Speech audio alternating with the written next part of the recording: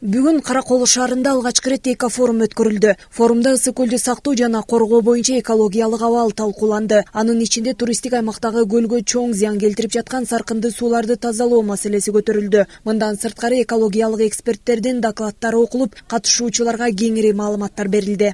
Форумдун максаты негизи экологдор үчүн, коом үчүн негизи аянтча түзүп берүүдө, бул көйгөйдү талкуулап, чагылдыруу максаты. Чоң көйгөйлөрү бар. Бул ошо саркынды сууларды тазалоочу курулмалар, жоксуз пансионаттар иштеп, көл кирдип атат. Көлдөн баякы эле жылы 14 тонн мусор таштандылардын баарын чыгарышкан. Андай статистика маалыматтар көп. Форумдун алкагында фонд аркылуу Корея өлкөсүнөн грант бөлүнүп, саркынды сууларды тазалоочу курулманы куруу демилгеленип жатканы белгиленди. Чолпон Ата шаарында ишке аша турган долбоордо оорукана, мектеп, бала бакча, ФАП өңдүү социалдык объектилердеги саркынды сууларды чыгаруу системалары жакшырат.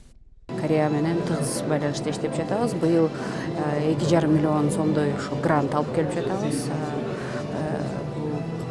Чолпон Ата жактагы обл администрациядан бизге бир объекти бөлүп беришти. Ошол объектиге очистной сооружениясын жана саркынды сууларды тазалаган курулманы бекер куруп берүү боюнча азыр иштерди жүргүзүп жатабыз.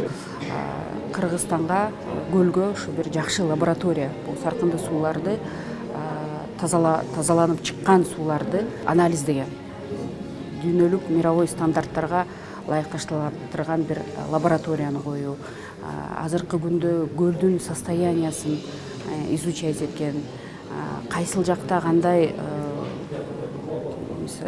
эмнелер жетишпей атат, ошо көлүбүзгө кандай проблемалар бар, биз ошону негизги максат кылып өзүбүзгө коюп жатабыз. Форумга ысык көлдү сактоо стратегиясын иштеп чыгуу үчүн мамлекеттик органдардын, экология боюнча эксперттердин, коомдук уюмдардын жана бизнес чөйрөсүнүн өкүлдөрү катышты. Атайын жумушчу топ түзүлүп, аймактагы экологиялык көзөмөлдү күчөтүү демилгеленди. Мындан ары эко-форум жыл сайын улантылмакчы. Жанара Алмазбекова, Алтынбек Исаев, Асылбек Касенов, Ысык көл жаңылыктары.